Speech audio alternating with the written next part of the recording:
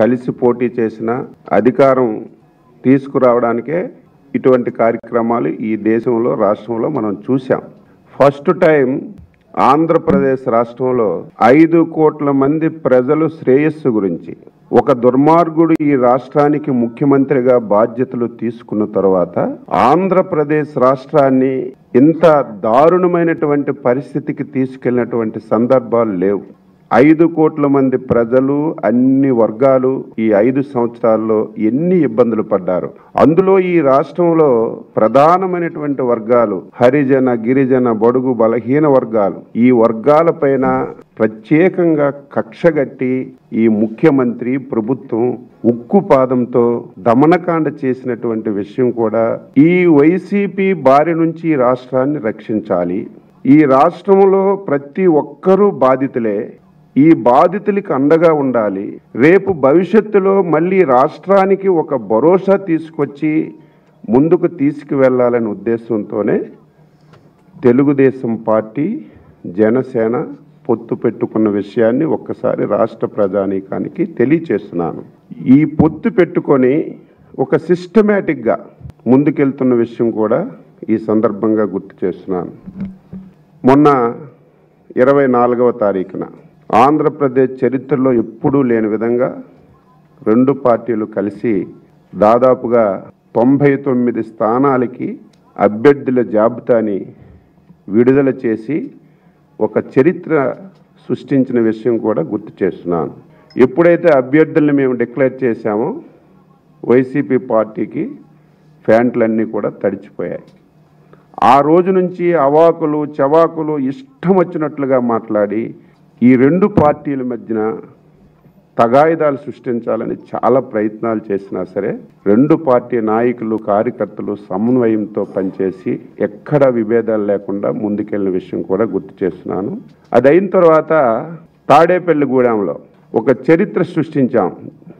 జెండా సభని పెట్టి అతి తక్కువ సమయంలో 2 రోజుల సమయంలోనే జెండా సభని జరిపి కార్యకర్తల్లో నూతన ఉత్సాహాన్ని నింపిన విషయం కూడా ఈ సందర్భంగా తెలియజేస్తున్నాను. నిన్న లేదు మొన్న తెలుగుదేశం పార్టీ, జనసేన కలిసి జైహో బీసీ కార్యక్రమం. ప్రతిదీ ఒక చరిత్ర, ప్రతిదీ ఒక రికార్డే. 2 పార్టీ అధినేతలు నిన్న కూర్చొని 2 పార్టీలు కలిసి ఒక కీలకమైనటువంటి బహిరంగ సభను నిర్వహించాలని చెప్పి నిర్ణయం తీసుకున్నాం.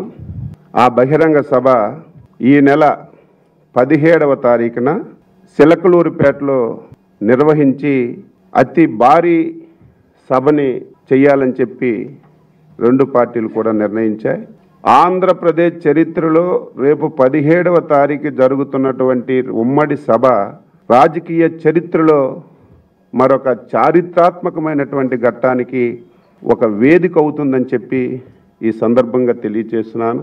ఆ సభలో సూపర్ 6కి సంబంధించి కీలకమైనటువంటి ప్రకటన చేయబోతున్నాం. తెలుగుదేశం పార్టీ, జనసేన ఉమ్మడి మేనిఫెస్టోతో పాటు భవిష్యత్ ప్రణాళికలు కూడా ఆ సభలో ప్రకటించబోతున్నాం. ఆ సభకి టార్గెట్ 10 లక్షల మంది తెలుగు తమ్ముళ్ళు, జన సైనికులు హాజరవుతారు అని చెప్పి నిర్ణయం తీసుకున్నాం. ఈ సిలకలూరుపేట సభ చరిత్ర సృష్టించడం ఖాయమవుతుంది. జన ప్రబంధనానికి సభ ఒక వేదిక అవుతుందని చెప్పి ఈ సందర్భంగా తెలియజేస్తూ ఆంధ్రప్రదేశ్ ప్రజల అభివృద్ధి, సంక్షేమానికి, బడుగు బలహీన వర్గాల సాధికారతకు ఈ సభ వేదికగా ఉండి కార్యాచరణ ప్రకటిస్తున్నామని చెప్పి సందర్భంగా తెలియజేస్తూ అందుకే ప్రజలందరికీ ఈ సందర్భంగా కోరుతున్నాం, స్వచ్ఛందంగా ఆ సభకు రావాలి. తెలుగుదేశం పార్టీ, జనసేన శ్రేణులకి విజ్ఞప్తి చేస్తున్నాం, రండి, కదలి రండి. చిలకలూరుపేట జరుగుతున్నటువంటి చారిత్రాత్మకమైనటువంటి ఘట్టంలో భాగస్వామ్యం కావాలని ఈ సందర్భంగా తెలియచేస్తూ తెలుగుదేశం పార్టీ, జనసేన ఏదైతే మొన్న బీసీ డిక్లరేషన్ ఇచ్చామో అది సుమారుగా 2000 గ్రామాల్లో ఒక నెల రోజుల్లోనే 2000 గ్రామాల్లో తెలుగుదేశం, జనసేన కలిసి ఆ డిక్లరేషన్ని తీసుకెళ్లాలని చెప్పి కూడా ఒక నిర్ణయం చేశామని చెప్పి ఈ సందర్భంగా తెలియచేస్తూ ఆర్టీసీ ఎండీకి చిట్ట చివరిగా హెచ్చరిక చేస్తున్నాను. ఈరోజే లెటర్ పెడతాం రెండు పార్టీలు. రేపు 17వ తారీఖు జరుగుతున్నటువంటి సభకి బస్సులు మీరు ఇవ్వాలి. ఇవ్వకపోతే మాత్రం ఈరోజు ఎవరైతే ఎండీగా ఉన్నారో, ఎవరైతే మీరు ఆఫీసర్స్గా ఉన్నారో, రేపు అధికారంలోకి వచ్చిన తర్వాత మీకు తగిన మూల్యం చెల్లించుకోవాల్సిన పరిస్థితి వస్తుంది. దారుణాతి దారుణం. ఆంధ్రప్రదేశ్ రాష్ట్రంలో చరిత్రలో ఎప్పుడు ఇటువంటి సంఘటనలు చూడలేదు. ఏ రాజకీయ పార్టీ అయినా సభ పెట్టుకుంటే మీ నిబంధనల ప్రకారం మేము డబ్బులు కడితే బస్సులు ఇచ్చారు, చాలామంది ఇచ్చారు.